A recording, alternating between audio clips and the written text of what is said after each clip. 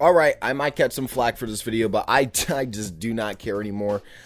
Marvel's Spider-Man 2 should have been delayed. Prove me wrong.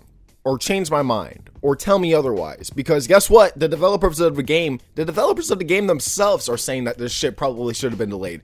Like, I don't know when does Brian Enterhart interview happen, but just hearing him describe what happened during the process of this game really puts into perspective what happened at the end of this game. So let's go ahead and talk about what he's saying. Before that, go ahead and subscribe and like the video too, but let's go ahead and talk about it now. What I'm looking at here is him basically saying that Sony and the producers essentially rushed him. Just listen to this part right here. I mean, like, Jesus Christ. Can't believe I'm telling the story. I remember when there was one part in the project, the back half of the game was, we weren't going to make it. Like, we weren't going to hit the quality bar. And, you know, I remember it was our Sony producers, Joe, kind of saying, guys, we're not there every single day, but we see it. He's saying over and over again, like, these studio heads, these producers are like, you guys aren't going to make it. And he's in a Zoom call. And just to break down the whole interview, basically what he said, or the whole thing that he said, he basically said that Sony was like, you guys aren't going to make the deadline. You need to cut stuff. And Brian Enterhart on the same Zoom call, like 5 minutes later, talking on the Zoom call, I was just like scribbling down how we could basically, if we cut these things, how we connect it all back.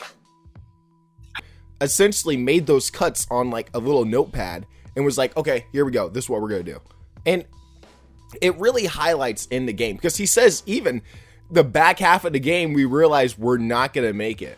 How does that like not sound troubling? That sounds horrible. I don't understand how they could give 6 years to Wolverine, but only like 3.5 years to each Spider-Man game. You know what I mean? It kind of feels a little bit weird, a little bit odd, because this game definitely could have benefited from a lot more time. Like literally, like what he's saying, about a year in development time. Bro, this game could have been finished perfect in like 100%, 1000%. There's nobody that can change my mind in that regard. And the developer himself said this. So when the developer of the game, or one of the game directors and one of the main heads of the studio basically come out and say, Sony rushed us and we didn't have enough time to put all of our ideas into the basket and work with it. And then you also have the actor, Tony Todd, coming out, the guy that voiced Venom, saying, well, Insomniac cut 90% of my dialogue. Like, well, now it makes sense why the third act feels rushed, and anybody who says it doesn't really doesn't know shit about storytelling, bro. They quite literally, I'm playing it, I mean, the whole story already feels rushed. Like, Peter goes from good to bad and like in between a mission, so it really feels off. And then once you get the symbiote off, when you're Venom, the story is about finding Harry and learning about the symbiotes taking over the world, and then after like that 30-minute mark of learning all that, trying to find Harry, trying to find all that, it's the actual end of the game. There's like a scream boss, right? That scream boss, you have the moment where you're going and looking for Harry, like maybe 3 different times, 5 times maybe, he bats you off a bunch of times, and then the game ends with the Web of Shadows 2.0 in the fucking Venom boss battle at the end. That's literally what happens. You can't tell me otherwise. I'm playing the ending right fucking now, so I know exactly what's going on. And I think that it really does show how little of time Insomniac had to craft the story, to really flush out the story, and to finish this game proper. Like the game went gold, yeah.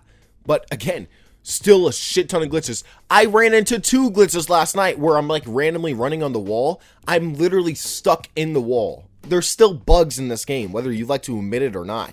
So I think that everybody can come together and say that Spider-Man 3, whatever they're going to do, whatever their plan is for that game, it really needs to be like a 50-hour game, 50-hour story where they're going balls to the wall with every idea. They have all of the time in the world to actually make their game and actually make their story and actually flush out their characters and main villain.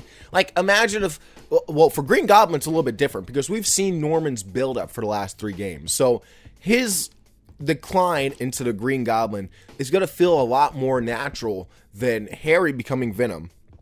I don't know if it will feel more natural than Doc Ock becoming Dr. Octavius, or I'm sorry, Dr. Octavius becoming Doc Ock, because realistically, Doc Ock, that was a really good build up. That was a perfect, I mean like a perfect setup for that villain. But for Green Goblin, like, imagine if, like, he wasn't in the game, he was just some voiceover in the last 2 games, and then he comes in and, like, is fucking with Peter for, like, you know, the whole time, and just becomes the Green Goblin in the last act, and then you just fight him one time. Like, come on now. And same thing with Doc Ock. Like, imagine if it was just Doc Ock, you were just talking to Doc Ock over the phone for, like, or like half the game, you go and visit him, and then he becomes Doc Ock in the 3rd act, and then the game just finally ends. Like, at least Doc Ock, it had some type of, like, lead up. He didn't immediately become Doc Ock, right? But the build up to it was what was really, really good. The build up to Venom was not. And then the payoff for Venom was also not good. So, the story, again, just based off of what we heard, it's true. It should have needed more time to cook. It should have needed more time to work. The back half of the game needed more time. And Brian Interhart himself even fucking said this shit. So I don't know how anybody can disagree with me on that. I would really like to hear you guys' thoughts and opinions in the comments below. And I will see you guys in my next one. Peace out.